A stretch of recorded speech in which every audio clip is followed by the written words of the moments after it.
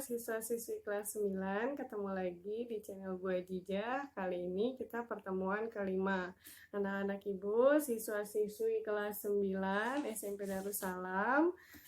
Pada pertemuan kali ini, sebelum nanti kita masuk ke materi yang bab 2, Ibu akan memberitahukan dulu berkaitan dengan tugas kamu minggu lalu, yaitu tugas melukis. Gambarnya keren-keren, asli anak-anak Ibu. Ternyata sudah semakin pintar, semakin kreatif, teknik menggambarnya juga sudah semakin bagus. Nah, buat yang belum menyelesaikan tugas menggambar atau melukis, kalian masih bisa mengirimkan tugasnya ya. Jadi sebelum Ibu men-share nama kalian ke wali kelas kalian masing-masing, sebaiknya kalian kirim duluan ke link yang kemarin. Jadi tetap masih sama linknya, Ibu masih menerima jika kalian masih masih mau mengirimkan gambar lukisan kalian. Dan buat beberapa siswa yang mengirimkan gambar kamu sedang melukis, tandanya kamu nggak nonton video Ibu. Nah, jadi yang difoto itu adalah gambar lukisanmu, lalu di-upload di link yang sudah dikirimkan oleh Ibu. Jelas ya? Oke, anak-anak Ibu, pada pertemuan kali ini, nanti di akhir video ini akan ada token dan akan ada link untuk mengerjakan evaluasi bab 1. Nilai evaluasi ini sekaligus mengakhiri pertemuan kita di bab 1 dan sekaligus pengambilan nilai di bab 1, nilai teori. Nah, nanti tolong dikerjakan soalnya dengan benar karena pilihan ganda 20 soal dengan poin 100, jadi tidak ada perbaikan. Jika sudah mengerjakan, maka poin terakhir itu akan menjadi nilai akhir. Jadi hati-hati mengerjakannya ya anak-anak Ibu. Oke, kita lanjutkan. Namun sebelum kita masuk ke materi yang kedua, mari bersama-sama kita membaca doa terlebih dahulu. Berdoa, mulai.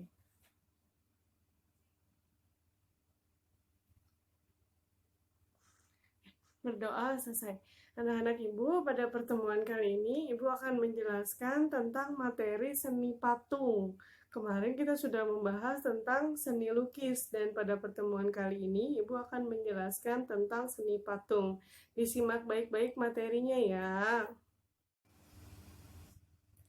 Oke, anak-anak Ibu, kita masuk ke materi yang selanjutnya, yaitu tentang seni patung. Nah, pada materi kali ini, Ibu akan menjelaskan apa itu seni patung. Seni patung itu adalah sebuah karya seni rupa 3 dimensi. Karena kalau kita melihat patung, seperti melihat aslinya, gitu kan? Karya seni rupa 3 dimensi dan ditinjau dari tujuan karya tersebut termasuk dalam kategori seni murni. Jadi ingat ya, seni itu kan ada dua. Waktu di awal video Ibu sudah bilang bahwa seni itu ada dua, ada seni murni, ada seni terapan. Nah, seni patung termasuk dalam kategori seni yang murni. Kemudian, menurut Kamus Besar Bahasa Indonesia, patung diartikan sebagai benda tiruan, manusia atau binatang yang cara pembuatannya dipahat. Kenapa dipahat? Karena pada zaman dahulu, kebanyakan patung-patung tersebut dibuat dengan cara dipahat. Seni patung disebut juga plastic art atau seni plastik. Kenapa disebut seni plastik? Karena kan plastik itu bentuknya gampang diubah gitu ya. Nah, kita kan kalau dapat plastik, mau kita rubah seperti apapun bentuknya itu lebih mudah. Nah, begitu juga dengan patung. Nah, ini menurut ahli. Menurut Mike Susanto, seni patung adalah sebuah tipe karya 3 dimensi yang bentuknya dibuat dengan metode subtraktif, dengan cara memotong atau menata maksudnya, atau adiktif seperti mengecor atau mencetak. Nah, ini definisi dari seni patung. Kita lanjut ya. Bentuk dan jenis patung. Ada patung primitif namanya. Seperti apa sih patung primitif gitu ya? Ada patung klasik. Yang ketiga ada patung modern. Nah, patung modern ini dibagi lagi menjadi 3 kategori. Yang pertama ada corak imitatif, yang kedua ada corak deformatif, dan yang ketiga ada corak non-figuratif. Yuk kita simak satu-satu. dari masing-masing corak biar nggak penasaran. Yang pertama, namanya corak primitif. Kalau disebut kata primitif, pasti kamu udah tahu mikirnya, oh jadul, manusia purba. Ya, betul. Corak primitif itu berarti corak patung yang ada pada zaman dahulu atau zaman purbakala, tapi masih ada peninggalannya sampai saat ini. Nah, patung ini masih banyak terdapat di Papua dan di Sulawesi Selatan. Termasuk patung yang biasa kita lihat di museum ya, nah itu nggak semuanya patung primitif. Jadi kebanyakan mereka sudah dibuat menjadi modern. Yang kedua namanya corak klasik, yaitu corak patung yang terdapat di masa Hindu dan Buddha yang berkembang di Jawa dan Bali dan masih dipakai sampai sekarang dan dikenal dengan istilah corak tradisional. Kamu kalau jalan-jalan ke pura atau ke ke wihara, di sana masih banyak patung. Nah, patung itu namanya corak tradisional kalau sekarang, tapi asalnya patung itu sudah ada di zaman Hindu dan Buddha saat penyebaran agama Hindu dan Buddha berkembang, ya. Yang ketiga namanya corak modern. Nah, ini yang suka kita lihat, yang sering kita lihat saat ini, yaitu dibagi menjadi tiga. Yang pertama corak imitatif, yaitu tiruan dari bentuk alam, imitasi, meniru bentuk alam, misalnya kayak patung eh, ya pokoknya yang bertema alam deh, misalnya kayak kucing gitu ya, kemudian tumbuhan dan lain-lain. Yang B corak deformatif. Nah, ini corak alam tapi sudah dirubah sama yang bikin patung sesuai dengan idenya si pembuat patung, tapi masih tetap meninggalkan bentuk awal dari patung itu. Misalnya gini, dia gambar kucing gitu, atau dia misalnya temanya gambar kucing. Nah, patung kucing itu dibuat sama seperti aslinya, tapi warnanya diganti misalnya, atau taring kucingnya dibuat lebih menyeramkan. Pokoknya sesuai dengan imajinasi si pembuat patung, tapi nggak mengganti nilai asli patung itu.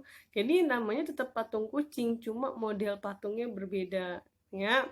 Yang ketiga namanya corak non figuratif. Jadi dikenal dengan istilah corak abstrak yang dipenuhi oleh aliran konstruktivisme atau rangkaian konstruksi. Ini biasanya sudah menggunakan bahan-bahan campuran, misalnya sudah dicampur semen, gips, dan yang lain. Oke, kita lanjut. Bahan dan alat dalam berkarya seni patung. Yang pertama bahannya dulu. Bahannya itu ada 4 jenis. Yang pertama namanya bahan lunak. Bahan lunak itu artinya bahan yang lembut, mudah dibentuk, contohnya lilin dan tanah liat. Kemudian di bahan sedang, agak keras, contohnya kayu waru, kayu sengon, kayu randu, dan kayu mahoni. Pernah lihat patung dari kayu kan ya? Nah, ini salah satu contohnya. Yang ketiga bahan keras. Nah, ini patung keras biasanya dari kayu jati atau dari batu.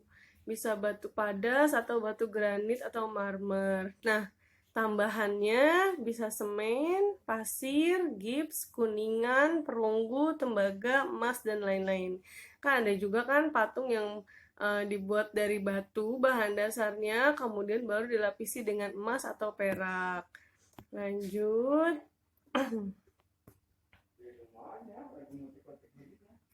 Alat-alat yang digunakan dalam membuat kerajinan patung, yang pertama ada yang namanya butsir. Nah, kalau kamu nggak tahu yang namanya butsir itu alat bantu yang terbuat dari kayu dan kawat. Jadi kayak apa ya modelnya, ya pokoknya kayak gitu ya, nanti kamu bisa lihat di buku ya. Yang kemudian yang kedua ada yang namanya meja putar. Meja putar tuh meja tapi dia bisa berputar, biasanya adonan untuk membuat patung ditaruh di atas meja itu, fungsinya untuk memudahkan dan mengontrol bentuk patung dari berbagai arah. Yang ketiga namanya pahat, alat pahat, fungsinya untuk mengurangi bahan yang tidak diperlukan. Tahu kan ya alat pahat ya? Nanti kalau nggak tahu cari di Google aja nggak apa-apa. Yang keempat palu kayu, martil. Kalau nggak tahu palu, martil. Sama aja. Yang kelima kakatua. Ini bukan lagu ya, tapi ini alat. Fungsinya untuk mengencangkan ikatan kawat dan memotong kawat. Dan yang terakhir sendok adukan. Kalau nggak ngerti sendok adukan, sendok semen gitu ya. Nah, biasanya dipakai untuk apa namanya, mencampur bahan adonannya sebelum misalnya kita bikinnya pakai tanah liat nih. Nah, mau dicampur pakai apa? Biasanya menggunakan sendok adukan itu. Ini hanya teknis aja alatnya ya, anak-anak ibu. Kemudian yang berikutnya adalah teknik berkarya seni patung. Yang pertama namanya teknik carving atau memahat, yaitu dengan membuang bagian-bagian yang tidak diperlukan. Namun untuk teknik pemahat, kamu harus punya konsepnya dulu. Jadi tahu mana yang harus dipakai dan mana yang harus dibuang. Jangan semuanya dibuang gitu ya, nanti patungnya nggak jadi deh. Dua, namanya teknik modeling atau memijat. Biasanya teknik ini digunakan untuk yang bahannya elastis, gampang dibentuk, misalnya dari tanah liat atau lilin. Yang ketiga namanya teknik casting atau mencetak. Nah, teknik cetak ini, jadi kita bikin modelnya dulu, lalu bikin cetakannya, baru bikin adonannya. Sebenarnya yang paling gampang, apa namanya, bisa aja sih kita praktek kalau kita ketemu gitu ya. Nah, tapi kalau kamu mau praktek di rumah, kamu bisa mencoba teknik casting ini dengan menggunakan tanah liat. Atau kalau nggak punya tanah liat, kamu bisa menggunakan flour clay atau tepung terigu dicampur dengan tepung sagu dan sabun. Kalau nggak salah, mungkin di waktu kelas 7 kamu pernah belajar gitu ya, atau di pelajaran prakarya mungkin ibu kurang kurang tahu. Nah, tapi ini bisa digunakan. Jadi kamu pakai cetakan dulu. Misalnya mau bikin cetakan apa nih? Bunga. Nah, ambil cetakan bunganya, lalu kamu siapkan adonannya, kemudian tuangkan adonannya ke dalam cetakan, kemudian diamin, udah selesai. Jadi paling mudah, kita nggak perlu memahatnya lagi, nggak perlu apa namanya, merapikan bentuknya lagi karena sudah persis seperti cetakannya gitu ya. Nah, yang selanjutnya namanya assembling. Teknik assembling itu menggunakan bahan-bahan yang diambil dari lingkungan sekitar kemudian dirakit. Bisa menggunakan bahan yang ramah lingkungan, misalkan bisa menggunakan tepung, pokoknya nggak ada di lingkungan sekitar kita aja, gitu ya. Yang kelima namanya teknik constructing atau konstruksi. Sama, dia hampir mirip dengan assembling, cuma bedanya menggunakan bahan-bahan konstruksi tadi seperti semen, gips gitu ya, dan yang lain-lain. Dan yang terakhir namanya teknik plastering. Teknik plastering itu pembuatan patung dengan bahan adonan semen dan pasir dengan cara menempelkan, menambah, sekaligus membentuk patungnya. Nah, kalau udah sampai di teknik plastering nih, kamu berarti apa namanya, sudah membuat patung kategori berat. Patung berat artinya begini, patung tersebut memang sudah dikonsep. Misalnya kamu mau gambar patung orang atau patung pahlawan. Nah, biasanya menggunakan adonan semen dan pasir, kemudian ditempel, ditambah, dikurangi sampai menjadi patung, gitu ya. Oke, anak-anak ibu yang sudah nungguin token dari tadi buat ngerjain tugas, ini ada tokennya ya. Ini, mana nih? Nah, ini tokennya untuk link Google Form. Tokennya pada pertemuan kali ini adalah seni itu indah. Jadi kamu harus mengerjakan segala sesuatu sesuai dengan keindahan. Ya, oke anak-anak ibu, demikian materinya ya. Mudah-mudahan dapat dipahami. Nah, gimana tadi materinya? Udah cukup jelas kan? Nanti setelah buka link yang sudah ibu kirimkan, masukkan tokennya yang benar ya, supaya nanti bisa ngerjain soal. Oke anak-anak ibu, materi tadi sekaligus mengakhiri pertemuan kita di bab 1. Kita ketemu lagi di pertemuan berikutnya, masuk materi bab 2. Sampai ketemu lagi sama Bu Ajija di pertemuan berikutnya. Ingat selalu untuk tetap semangat, ingat kalian sudah kelas 9. Belajar jarak jauh akan dianggap sama dengan belajar di sekolah. Jadi pertahankan semangatnya dan pertahankan nilai kalian. Ketemu lagi sama Ibu di pertemuan berikutnya. kurang lebihnya Ibu mohon maaf. Terima kasih. Assalamualaikum warahmatullahi wabarakatuh. Dadah.